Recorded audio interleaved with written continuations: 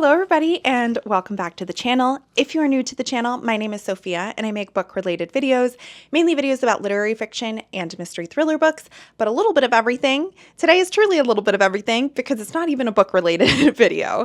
Today I am back with my summer garden tour. You know, in addition to being a reader, I have always been not always, but I have loved gardening throughout my life. And since having my own garden, I have loved being a vegetable gardener. I love the seasonality of it, looking at the seed catalogs in the winter, the breads coming up and the grow carts in the spring, and then the lush harvests in the summer and fall. And I love planning it. I think that's one of the kind of commonality between my gardening and my reading. I love planning and seeing, what I'm going to experience, what I'm going to have year to year. And I like to share it with you guys, even though it is a little bit different than my typical content. So I do share a season garden tour. I've done one spring version of this earlier this year, if you're curious to see how the garden looked at that point. And right now it is kind of midway through August, so nearing kind of the end part of the summer. And I really wanted to show you how the garden looks now. So with that, let's head outside. All right, so we are outside in the garden. And as you can see from the last time you guys were out here, it has definitely grown and changed a lot. So we're gonna make our way all the way around the garden. I'm gonna show you all of the plants that are growing and what we've harvested so far. And let's get into it.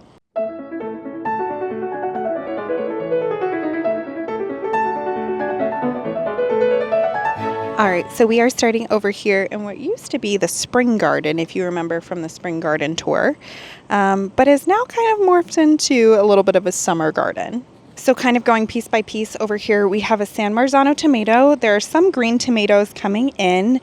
This used to be in a pot, but we put it in the garden after the peas and lettuce were done, and it's actually doing really, really well now that it has a bit more soil. And these over here are our serrano peppers. They're definitely like a spicier pepper. We have our first coming kind of harvestable, the red ones over there, although you can eat the green ones as well. I'm thinking that this might be a fall garden too. I'm trying to figure out what to put in the middle of it. I'm not quite sure yet.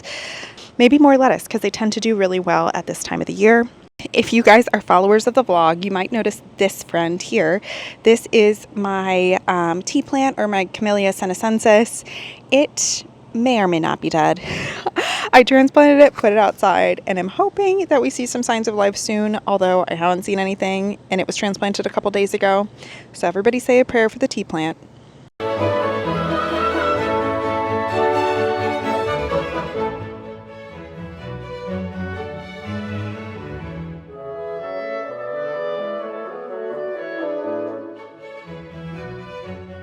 Next, we have what is mainly basil garden, but also has a lot of beautiful pollinators and a pepper too.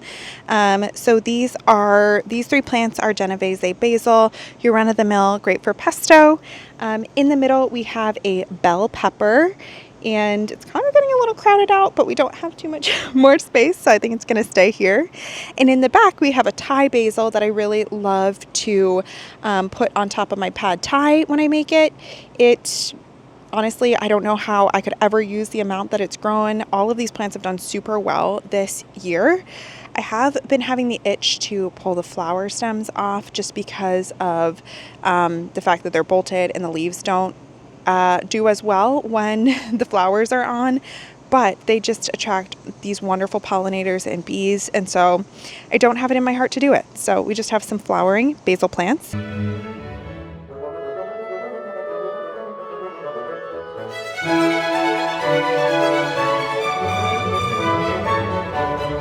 Next, we have our strawberries. So these are ever-bearing varieties. So we're still getting a few strawberries, although most of them came in the earlier part of the season.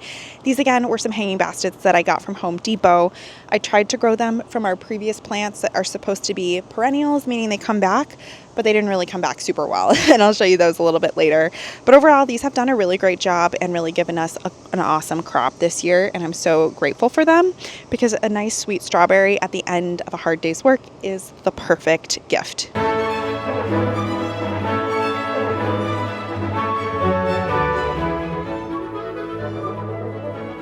In this bucket, you can see our carrot plants. I planted these just in a storage tote that Tyler and I had, and they've done really, really well. I'm super happy with them. If I had my time again, I wouldn't put quite as many in here because I think it's kind of impeded how deep they grow and how big the carrots are able to get. But still really happy that for kind of a makeshift pot that they've done so well. Moving on to these little container gardens. So at the top, we have some radishes. These are very peppery, so approach with caution, but I do really love them. Right below them is a little bit more arugula that we grew for the summer season, and it grows super well actually as a container plant. And then we also have some basil, which is very bolted, very dry. Honestly, not our best producer at this point, probably my fault mainly, as I have not done a great job of like harvesting it. But is a nice, again, little area for the pollinators. Next up over here is another favorite part of my garden. I showed you guys in the spring garden tour. This is our berry garden. So these plants down here are all raspberries. We have 2 blackberry plants and 2 blueberries. I'm gonna be honest that the berries have not done super well this year. I don't know if it's like a second year thing, if we didn't do a great storage job over the winter. I think the raspberries definitely did the best of the berries, but they didn't produce as well as their first year. So I'm certainly going to be doing some reading about that in the off season to see what I can do to improve that. Next, right next to them, we have our cucumber plants that truly have gone above and beyond this year and produced so many plants.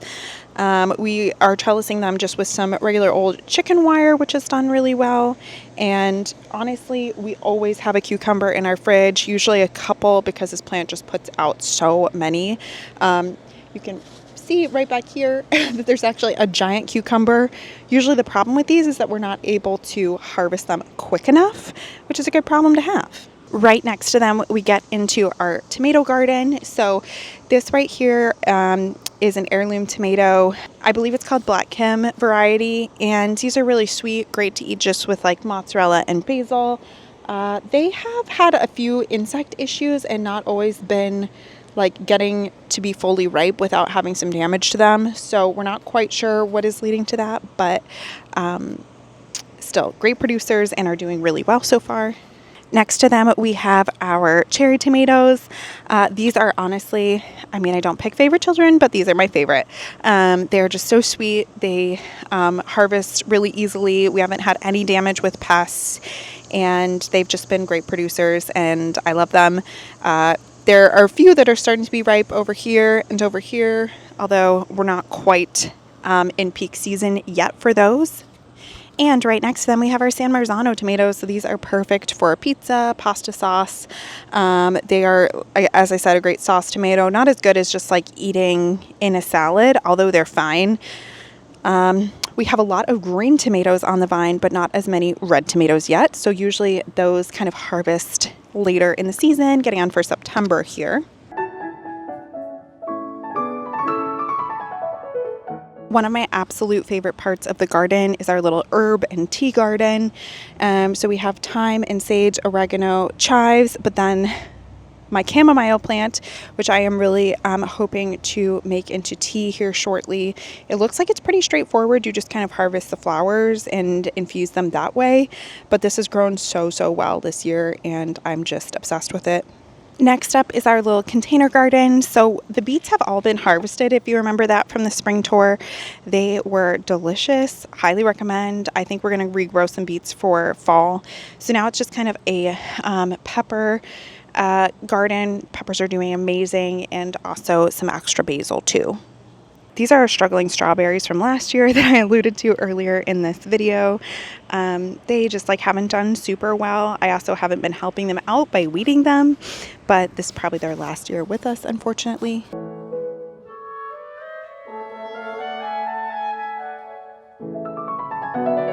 This is part of our little potted garden. So this is some more Thai basil and some more oregano over here. And then we have 2 potted tomatoes, the San Marzano and another heirloom tomato. We have this serrano that is just absolutely massive. It is toppling over all the time because of how many peppers it has on it. And it's slightly underachieving younger brother over there. Then we also have 2 potted tomatoes. This one is a cherry tomato. This one is an heirloom tomato. Again, doing really well for just being in pots, but we're still waiting for the big part of the harvest, which will come a little bit later in the year. Last up, we cannot forget about the plants that are on the table. Sometimes I forget to water them, but this one here is a lovely mint plant that I like to make mint tea out of. And then we have another heirloom tomato here. Again, just a great little like centerpiece to our table. And as I said, a random cucumber in the corner, what we always have too many of. All right, guys, so that is the garden tour. Thank you so much for joining me. Let me know if you are gardeners, what you like to grow in the summer, and also what you like to grow in the fall, because I'm currently in my fall crop planning stage. So I'd love to know if you have any recommendations. And with that, I will see you guys all very soon with another video. Bye.